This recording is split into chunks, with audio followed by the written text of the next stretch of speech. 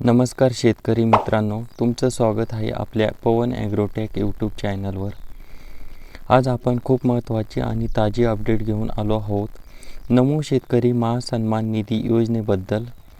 महाराष्ट्र शासनाने नुकताच एक मोठा निर्णय घेतला आहे, ज्यामध्ये नमो शेतकरी योजनेचा 8व्या हप्त्यासाठी तब्बल 1774 कोटी रुपयाचा निधी मंजूर करण्यात आला आहे.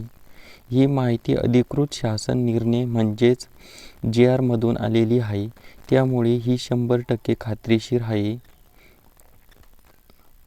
मित्रांनो, नमो शेतकरी महासन्मान निधी योजना ही केंद्र सरकारच्या PM किसान योजनेप्रमाणेच आहे. जसं PM किसान योजनेत दरवर्षी शेतकऱ्यांना 6,000 रुपये दिले जातात, तसंच महाराष्ट्र सरकारकडून देखील 6,000 रुपये अतिरिक्त दिले जातात. म्हणजेच एका शेतकऱ्याला वर्षाला एकूण 12,000 रुपयाचा फायदा होतो. ही योजना राज्यातील लहान आणि सीमांत शेतकऱ्यांसाठी खूप मोठा आधार आहे. आता आपण मुख्य अपडेट बघूया. शासनाने ज्या JRमध्ये माहिती दिली आहे त्यानुसार ऑगस्ट 2025 ते नोव्हेंबर 2025 या कालावधीसाठी 8वा हप्ता मंजूर करण्यात आला आहे. या हप्त्यासाठी एकूण 1774 कोटी रुपये वितरित केले जाणार आहेत. हा निधी थेट पात्र शेतकऱ्यांच्या DBT बँक खात्यात DBTद्वारे जमा केला जाणार आहे. मित्रांनो, याआधी या योजनेचे पहिले 7 हप्ते देखील यशस्वीपणे वितरित करण्यात आले आहेत.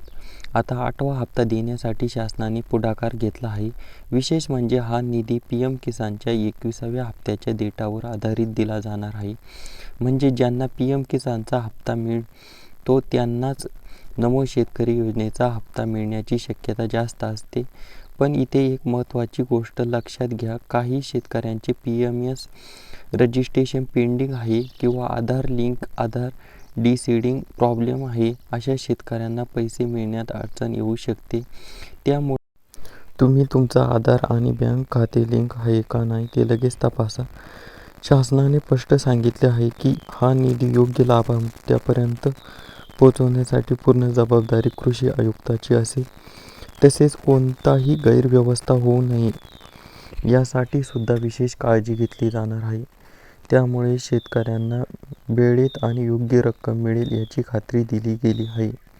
आता अनेक शेतकऱ्यांच्या मनात प्रश्न असेल, पैसे कधी येणार? तर मित्रांनो, JR झाल्यानंतर काही दिवसातच निधी वितरण प्रक्रिया सुरू होते. त्यामुळे लवकर तुमच्या खात्यात पैसे जमा होऊ शकतात. तुम्ही तुमच्या बँक खात्यावर किंवा DBT स्टेटसवर लक्ष ठेवा. जर तुम्हाला स्टेटस चेक करायचा असेल तर PM किसान किंवा MahaDBT वेबसाईटवर जाऊन तपासू शकता. तसेच CSC सेंटरवर जाऊन देखील माहिती मिळवू शकता. मित्रांनो, ही योजना शेतकऱ्यांसाठी खूप फायदेशीर आहे. त्यामुळे जर तुम्ही अजून अर्ज केला नसेल तर लवकरात लवकर अर्ज करा आणि अर्ज केला असेल तर तुमची सर्व माहिती अपडेट ठेवा. शेवटी एवढं सांगतो, अशाच नवीन अपडेटसाठी आपल्याला पवन ॲग्रोटेक यूट्यूब चॅनलला सबस्क्राईब करा आणि व्हिडिओला लाईक करा आणि तुमच्या शेतकरी मित्रांपर्यंत व्हिडिओ शेअर करा. धन्यवाद मित्रांनो.